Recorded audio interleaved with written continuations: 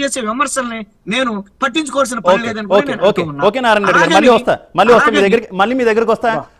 మనతో పాటు త్వరగా శ్రీరామ్ గారు ఉన్నారు, నమస్తే శ్రీరామ్ గారు. ఒక విశ్లేషకులుగా మీకు ఏమనిపిస్తుంది? ఎందుకంటే 5 ఏళ్లుగా విచారణ కొనసాగుతూనే ఉంది, పూర్తి స్థాయిలో నిందితులు ఎవరు అనేది ఇంకా సమాజానికి తెలియనటువంటి పరిస్థితి.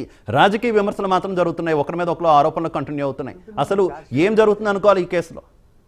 కాదండి, శివ గారు చార్జ్ షీట్ పెట్టారు, నిందితులు ఎవరో అందరిని పెట్టారు. ఒక నిమిషం రఫీ గారు, ఇంకా తెలియకపోతే ప్లీజ్ రఫీ గారు శ్రీరామ్ గారు ఏం జరుగుతుందో మరి కోర్టు చెప్పాలి. ఎందుకంటే కోర్టు ఏమో ఏం చెప్పట్లేదు, అది మరి ఎందుకని వాయిదాలు వేస్తుందో తెలియదు. అలా వాయిదాల మీద వాయిదాలు వెళ్తున్నాయి. మనం ఈ కేసు విషయంలో మరి అధికార పార్టీని అనాలా, ప్రతిపక్ష పార్టీని అనాలా, ఈ పార్టీని అనాలా, కోర్టుని అనాలా? ఎందుకంటే ఒక పక్క కోర్టులు ఏం చెప్తాయంటే ఇలాంటి ప్రజాప్రతినిధుల కేసుల విషయంలో చాలా తొందరగా చేయండి అని చెప్తాయి. అదే కోర్టులు సంవత్సరాల తరబడి లాగుతూనే ఉంటాయి. జీడిపాకం కన్నా ఘోరంగా ఉంటుంది పరిస్థితి.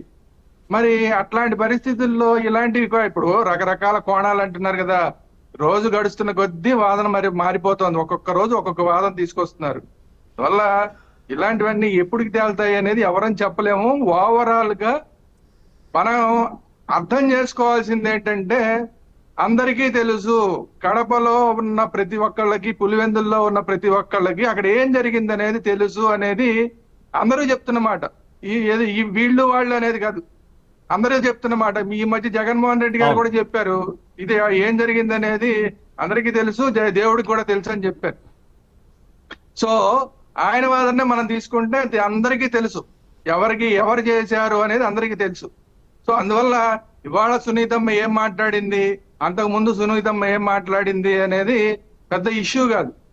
ఓవరాల్ గా ఆవిడ మీద ఏమైతే వచ్చినాయో ఆరోపణలు, వాటి మీద ఏమి అసలు కోర్టు ఏమి దాన్ని పెద్ద పట్టించుకోలేదు. కాబట్టి ఆ కేసులో ఈ సునీతమ్మ చేసింది, అదే వాళ్ళ ఆయన చేశారు, ఇట్లాంటివన్నీ కూడా పెద్దగా పట్టించుకోవాల్సిన అవసరం కనబట్టలేదు వాస్తవంగా మనం చూస్తున్నప్పుడు. సరే, ఒక సెకండ్ ఫ్యామిలీ ఇష్యూ అన్నారు, అది కూడా పెద్దగా దాని మీద కోర్టులు కూడా పెద్దగా ఇంట్రెస్ట్ చూపించలేదు, దాన్ని కూడా పక్కకి పెట్టేసినాయి. ఓవరాల్ గా ఇప్పుడు జరుగుతున్నది ఏంటంటే, అవినాష్ రెడ్డి గారు చేశారా చెయ్యలేదా అనేది, అంటే ఆయన వెనకాల ఉన్నాడా లేదా, దీని మీద జరుగుతోంది కేసు అంతా ఫైనల్ గా వచ్చి. సో అందువల్ల ఏంటంటే అక్కడ ఆ విషయం తేలిపోతే మిగతా అన్ని తేలిపోతాయి. అవినాష్ రెడ్డి గారు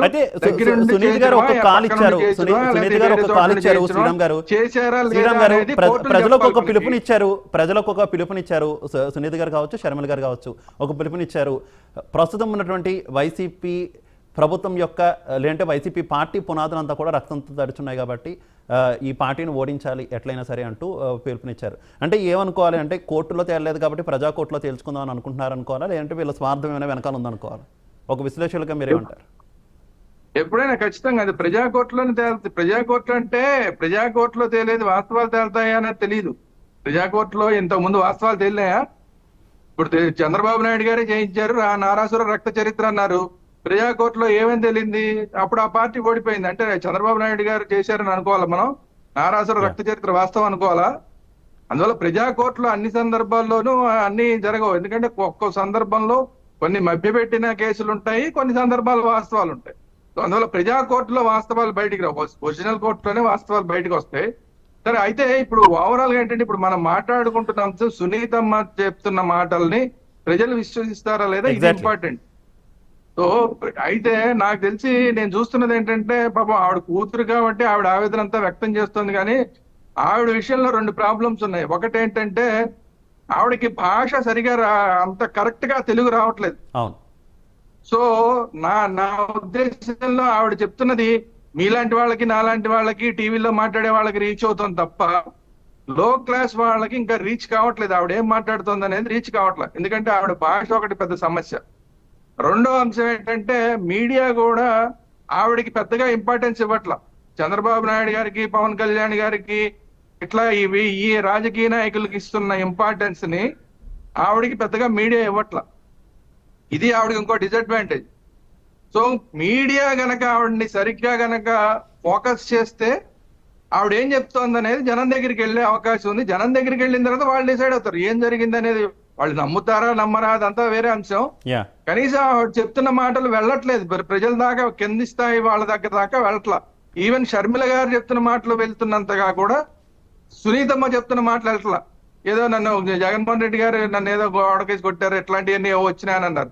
అట్లాంటివన్నీ జనంలోకి వెళ్ళినంత కూడా సునీతమ్మ చెప్తున్న మాటలు వెళ్ళట్లేదు. ఎవరైతే బాధితురాలు ఉందో ఆ బాధితురాలు చెప్తున్న మాటలు ప్రజల్లోకి పూర్తిగా వెళ్ళట్లేదు.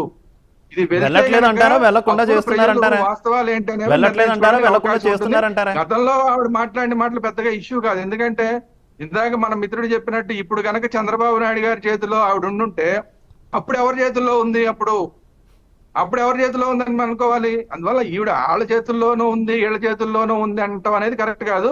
ఆవిడ వాళ్ళ నాన్నగారి కోసం అని చెప్పి, ఆ కేసు కోసం అని చెప్పి ఆవిడ మనోవేద తోటి ఆవిడ ఫైట్ చేస్తున్నారు. ఆ విధంగానే మనం దాన్ని చూద్దాం. కాకపోతే ఇది ప్రజలకు ఎంతవరకు రీచ్ అవుతుంది అనేది ఇప్పుడు మీడియా చేతిలో ఉంది, ఆవిడ చేతిలో లేదు. ఎందుకంటే ఆవిడ భాషను ఇప్పుడు ఆవిడ మార్చుకోలేదు.